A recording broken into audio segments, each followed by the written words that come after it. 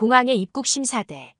한 여성들 무리가 모자와 선글라스, 마스크를 벗고 그녀의 얼굴을 심사원에게 보여주는데요.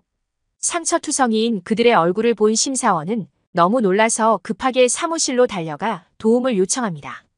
과연 무슨 일이 있었던 걸까요? 세상의 감동 이야기를 전하는 감동 돋보기입니다.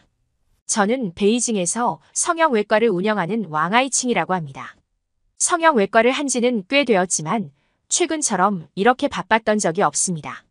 지금은 중국도 성형수술 기술이 꽤 발달해 있어서 쌍꺼풀 수술이니 사각턱 수술은 거의 대중화되었다고 해도 과언이 아닙니다.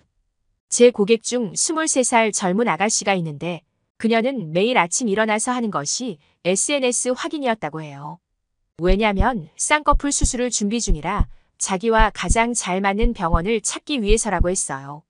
그녀는 중국에서 인기가 좋은 미용 성형 서비스 전문 앱인 걱메이에서 자신과 잘 맞을 것 같은 의사를 한참 찾아 제가 있는 베이징까지 왔어요.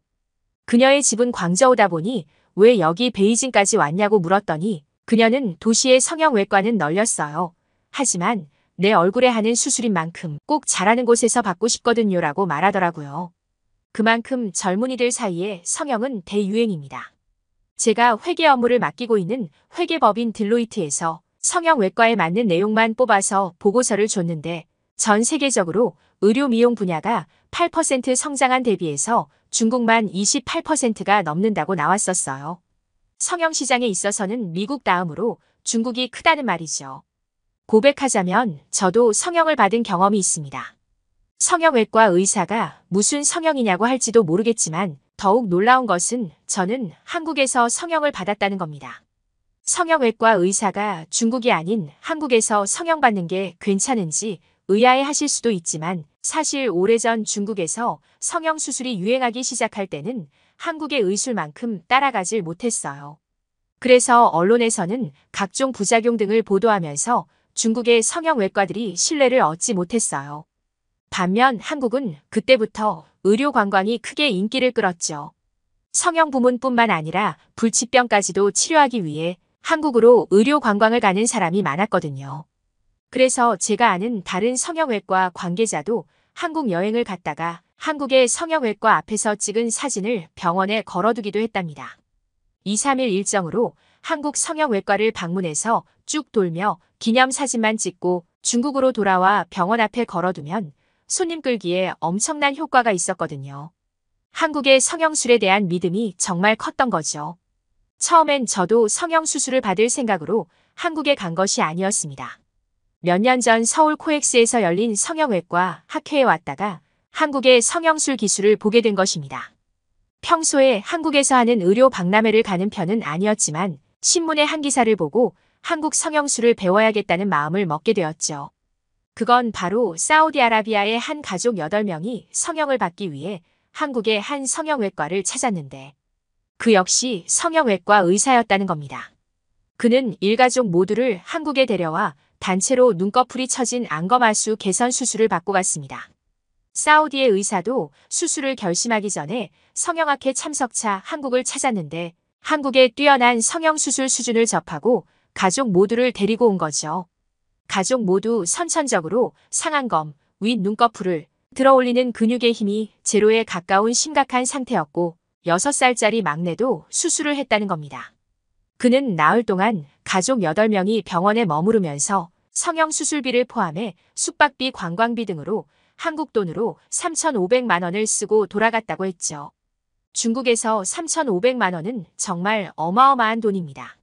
한국의 성형수술 비용이 중국 내 대도시와 비교해선 2배 이상은 기본이고 중소도시에 비해서는 최고 9배가량 수술비가 비싸다 보니 고난이도 수술은 중국 내 일부 부유층만 성형을 위해 한국을 찾고 있는 경우도 있답니다. 그래서 그 신문을 보고 다음에 열리는 한국의 성형외과 학회에 다녀오기로 결심을 하고 의사 일행들과 준비를 했던 것이었죠. 당연히 비용이 너무 부담스러워 제가 현지에 가서 수술을 할 생각까진 전혀 없었습니다. 중국 국제의료학회를 통해 우리는 학회가 끝나고도 직접 수술에 참관할 수 있는 클리닉 투어를 신청해서 한국의 대형 성형외과를 돌며 수술을 참관하고 시설과 서비스 등을 견학했는데 같이 간 중국 의사들도 모두 한국의 체계적이고 높은 의료 수준에 정말 놀랐답니다.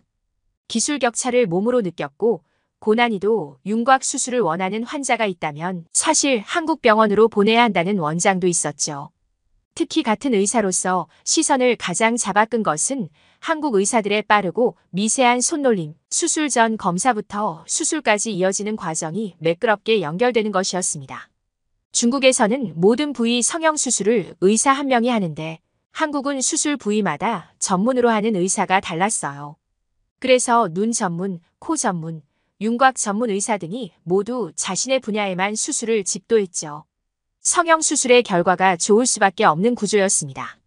거기다 한국의 병원 몇몇 곳에는 중국어가 가능한 한국인 병원 코디네이터가 있어 한국에 성형하러 온 중국인을 위한 서비스까지 이미 마련되어 있었죠. 한국의 위생적이고 높은 의료 기술을 보고 저는 사우디아라비아의 성형외과 의사가 왜 한국에 와서 성형수술을 했는지 이해가 갔습니다. 그리고 성형 전후 사진을 보다 보니 이런 우수한 시설에서 저도 성형을 받아보고 싶다는 마음이 물씬 들었죠. 제가 방문했던 클리닉 중에 한 곳은 큰 대형 병원도 아니었습니다. 그러나 개원 의원으로는 드물게 해외 저명 피부과 저널에 연구 논문 10편이 넘게 수록되는 등 일개 작은 병원에서도 성형술 개발 등 국제적 기술을 인정받고 있었죠. 저는 한국의 의료 기술을 믿고 일정이 빡빡하기는 하지만 기왕 온 김에 기술이 뛰어난 한국에서 성형수술을 하는 것이 훨씬 이득이라고 생각했습니다. 그리고 시간을 내어 저를 포함한 다른 의사 6명과 함께 성형수술을 받았습니다. 저의 경우 눈 주변 주름 제거술과 입술 확대술 등을 받고 하루 동안 병원에 입원했습니다.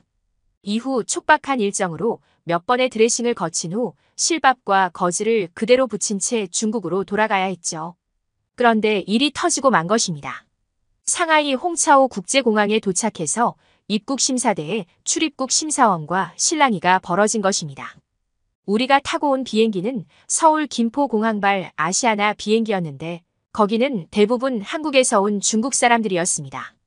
그래서 입국 절차가 쉬울 줄 알았는데 갑자기 출입국 심사원이 수술한 우리 6 의사를 부르더라고요. 학회를 통해서 갔기 때문에 우리의 신분은 확실했고 공항에서 걸린다는 건 있을 수 없는 일이다 보니 당황할 수밖에 없었습니다. 공안의 출입국 심사원 남자 둘은 우리 6을 보고 갑자기 멈추라고 했습니다. 왜냐하면 성형수술 때문에 모자와 선글라스를 착용하고 마스크도 썼었거든요. 얼굴을 확인할 수 없었던 공안 심사원은 입국 과정에서 우리에게 모자와 선글라스를 모두 벗어달라고 했습니다. 저와 나머지 의사들은 창피하지만 시키는 대로 했습니다. 선글라스를 벗자 하나같이 턱과 코 부위에 거즈를 붙이고 있거나 눈에 실밥이 그대로 남아있는 등 얼굴이 모두 상처투성이었고 공안 심사원은 기가 차서 입을 다물지 못하더라고요. 그러더니 그는 침착하게 한 명 한 명 여권 사진과 우리 얼굴을 비교했는데 너무 다르다며 자기 선에서는 입국을 통과해 줄 수 없기 때문에 공안으로 가자고 하더라고요. 공안으로 가는 건 괜찮은데 며칠 전에 코 수술을 받은 몇몇은 실밥 제거도 못해서 어서 중국 병원에 가서 실밥을 풀어야 했거든요. 다행히 우리를 인솔한 여행사와 중국 의료학회에서 우리의 신분과 수술 참관 그리고 시술 참여를 한 사실을 빠르게 출입국 관리소로 제출해줘서 무사히 중국으로 입국할 수 있었답니다. 그런 해프닝까지 거쳐 몇 달이 지난 후 제가 받았던 눈 주변 주름 제거술과 입술 확대술로 저는 생전 처음 예쁘다, 어리다는 소리를 듣기도 했습니다. 지금도 동갑내기들보다 훨씬 어리다는 말을 듣다 보니 한국에서 쓴 수술비가 아깝지가 않아요. 예뻐지고 싶은 건 인지상정이죠. 다음에 기회가 된다면 저는 딸과 함께 한국에 가서 수술을 받고 싶다는 생각까지 들더라고요.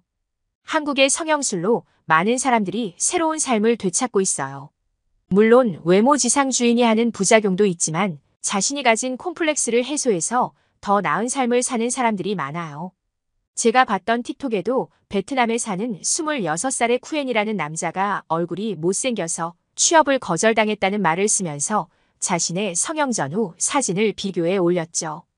그는 면접관에게 그런 굴욕적인 말을 듣고 변하겠다고 결심하고 한국 아이돌 가수 얼굴로 성형수술을 했답니다. 눈, 코, 치아, 입술 포함해서 총 9차례의 수술을 마치고 지금은 완벽한 한국 아이돌 얼굴로 제2의 인생을 살고 있다고 하더라고요. 이런 소식을 들을 때마다 성형외과 의사로서 제1의 자부심을 느낍니다. 그리고 운이 좋게 한국의 선진 의료 기술을 배울 수 있었고 직접 수술도 받아서 멋진 모습으로 살 수 있게 해준 한국에 너무 감사하고 여건이 된다면 꼭 딸과 함께 방문해서 인생 후반에도 고운 모습으로 살고 싶습니다. 한국에서 성형수술 후 입국 심사가 힘들다는 뉴스는 종종 들은 적이 있는데요. 다소 황당한 해프닝이긴 하지만 수술의 결과가 좋다는 뜻으로 해석되기도 합니다. 요즘 동남아에서는 한류 열풍으로 한국 가수나 배우 사진을 들고 성형외과를 찾는 경우가 많은 것으로 전해지는데요. 건강을 해치지 않는 선에서 그들의 더 나은 삶을 응원합니다. 감동 돋보기에서는 여러분의 사연을 기다리고 있습니다. 함께 공유하고 싶은 이야기가 있으면 공식 메일로 제보해주세요. 신중히 검토해서 영상으로 제작하도록 하겠습니다. 구독과 좋아요는 영상 제작에 큰 힘이 됩니다.